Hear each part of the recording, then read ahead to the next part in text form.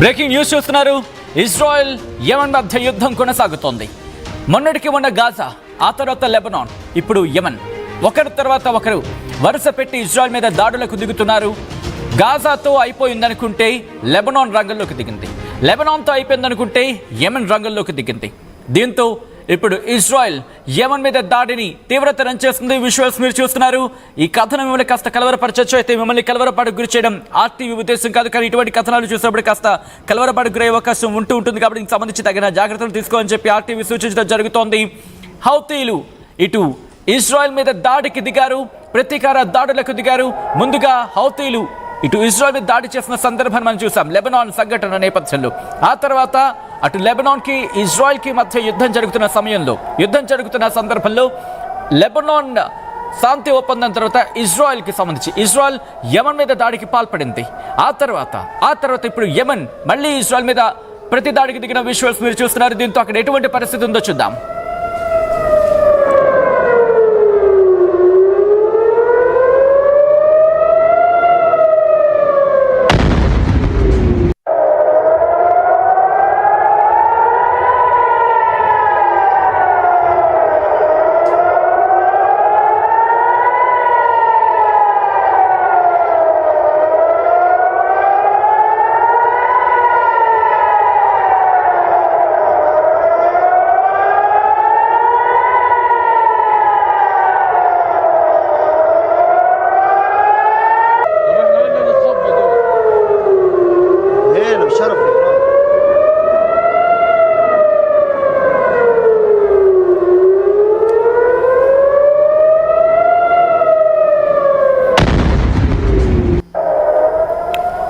Visuals మీరు చూస్తున్నారు. Middle east లో రోజు రోజుకి యుద్ధ వాతావరణం పెరుగుతోంది తప్ప ఎక్కడ తగ్గుతున్న సిచ్యువేషన్ మనకి కనిపించడం లేదని చెప్పుకోవాలి.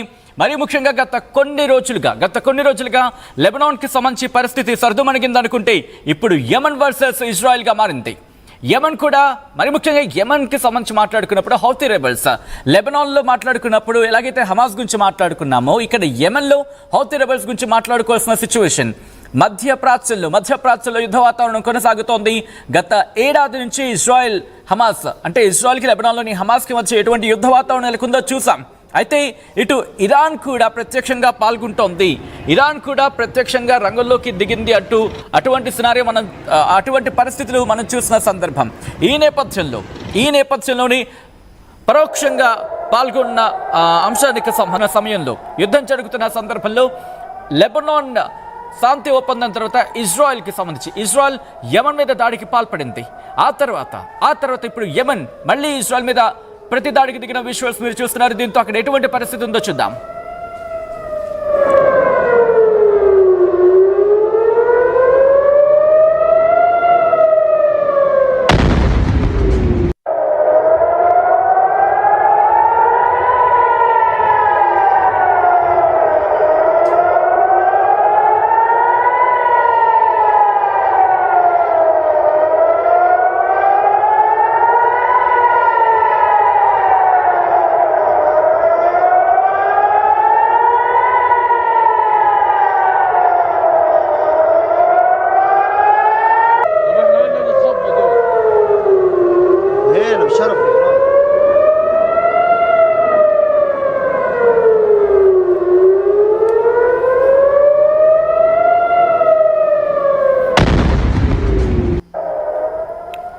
విజువల్స్ మీరు చూస్తున్నారు. మిడిల్ ఈస్ట్ లో రోజు రోజుకి యుద్ధ వాతావరణం పెరుగుతోంది తప్ప ఎక్కడ తగ్గుతున్న సిచ్యువేషన్ మనకి కనిపించడం లేదని చెప్పుకోవాలి.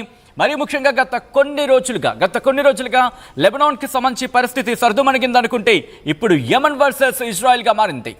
యెమెన్ కూడా మరి ముఖ్యంగా యెమెన్ కి సంబంధించి మాట్లాడుకున్నప్పుడు హౌతీ రెబెల్స్, లెబనాన్ లో మాట్లాడుకున్నప్పుడు ఎలాగైతే హమాస్ గురించి మాట్లాడుకున్నామో ఇక్కడ యెమెన్ లో హౌతీ రెబెల్స్ గురించి మాట్లాడుకోవాల్సిన సిచ్యువేషన్.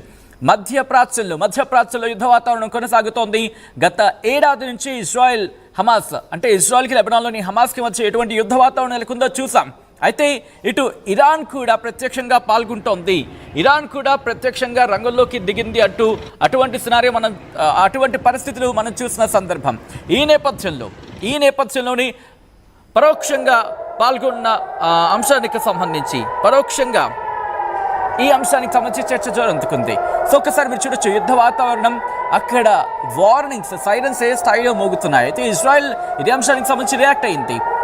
హౌతీలు ప్రయోగించిన బ్యాలిస్టిక్ మిజైల్స్ని తమ ఇంటర్సెప్టర్స్ అంటే ఒక విధంగా చెప్పంటే తమ రక్షణ కవచాలు, ఇజ్రాయెల్కి సంబంధించి రక్షణ కవచాలు, చాలా ఎయిర్ డిఫెన్స్ సిస్టమ్ ఉంది వాళ్ళకి.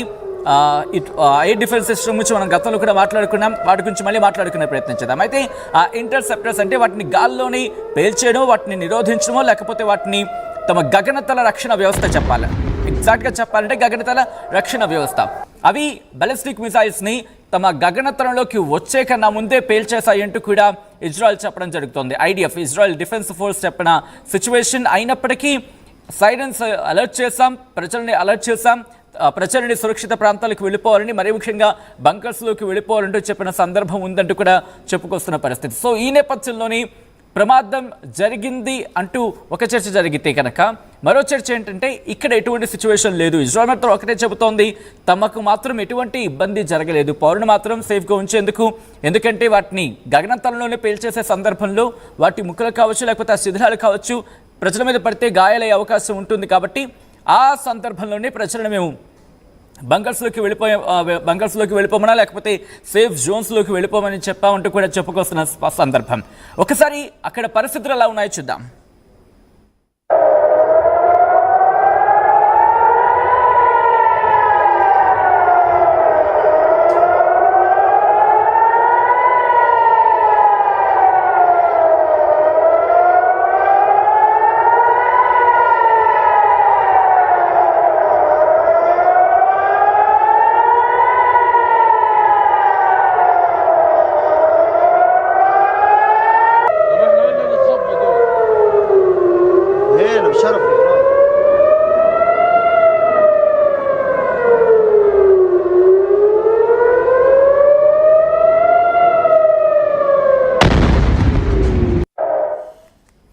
విజువల్స్ మీరు చూస్తున్నారు. ఇజ్రాయెల్ పై దాడికి దిగింది హమాస్. గత కొద్ది రోజుల క్రితమే ఇటు మిడిల్ ఈస్ట్ లో ఎటువంటి పరిస్థితులు నెలకొన్నాయో మనం చూసాం. అయితే ఇక్కడ యెమెన్ రాజధాని సనాలో హౌతీ సంస్థల స్థావరాలను లక్ష్యంగా చేసుకొని మిజైల్స్ తో విరుచుకుపడింది. ఈ నేపథ్యంలోని దాదాపుగా 3 హౌతీకి సంబంధించిన వాళ్ళు మరణించినట్టుగా ప్రకటించింది IDF. ఇజ్రాయెల్ ప్రకటించిన సందర్భం హౌతీ గ్రూప్లే టార్గెట్గా సనా ఇంటర్నేషనల్ ఎయిర్పోర్ట్, అలాగే హిజియాజ్, దాంతోపాటు రౌసా, కెనటిబ్ పవర్ స్టేషన్స్ మీద ఇజ్రాయెల్ దాడులు చేపట్టిందంటూ కూడా కథనాలు మనం చూసిన సందర్భం. ఈ నేపథ్యంలోని యెమెన్కి సంబంధించి హోడైడా కావచ్చు, సలీఫ్ కావచ్చు, దాంతోపాటు రాస్, కెనటిబ్ ఈ పోర్ట్లను తాకాయి, ఈ పోర్టులను ఇజ్రాయెల్ ప్రయోగించిన మిజైల్స్ తాకాయి అంటూ పెద్ద ఎత్తున చర్చ జరిగింది. అయితే ఇక్కడ ఇంట్రెస్టింగ్ ఏంటంటే కనుక ఇరాన్ ఆయుధాలను అక్రమంగా తరలించేందుకు హౌతీలు ఈ సైట్స్ని ఉపయోగించారంటూ కూడా ప్రచారం జరిగింది. అందుకే మేము టార్గెట్ చేశామంటూ కూడా ఇజ్రాయెల్ చెప్తున్న అంశానికి సంబంధించి ఇటు జాతీయ కథనాలు వెలువడిన సిచ్యువేషన్. సో ఒక్కసారి చూడండి అక్కడ ఎటువంటి సినారియో ఉంది అనేది. సో ఈ తరుణంలోని ఈ నేపథ్యంలోని యెమెన్ కూడా ప్రతీకారం తీర్చుకోవాలనుకుంది. తమ రాజధాని అంటే యెమెన్ రాజధాని సనాపై దాడులకు ప్రతీకారంగా ఇజ్రాయెల్ మీద హౌతీలు కూడా ఇటు ప్రతీకార దాడులకు దిగిన నేపథ్యంలో ఒకసారి చూడొచ్చు. గగనతలంలోని అంటే తమ గగనతలంలోకి వచ్చే కన్నా ముందే వాటిని పేల్చేశాం. తమ గగనతల రక్షణ వ్యవస్థ, తమ air defence system, in fact IDF ఒకటే చెబుతోంది, తమ ఇంటర్సెప్టర్స్ అవి వాటిని గాల్లోనే పేల్చేశాయి, తమ పరిధిలోకి రాకుండా ముందే పేల్చేశాయి అంటూ కూడా ఇటు ఇజ్రాయెల్ చెబుతున్న సందర్భం. సో ఒకసారి అక్కడ ఎటువంటి సైరన్స్ మోగాయో చూద్దాం.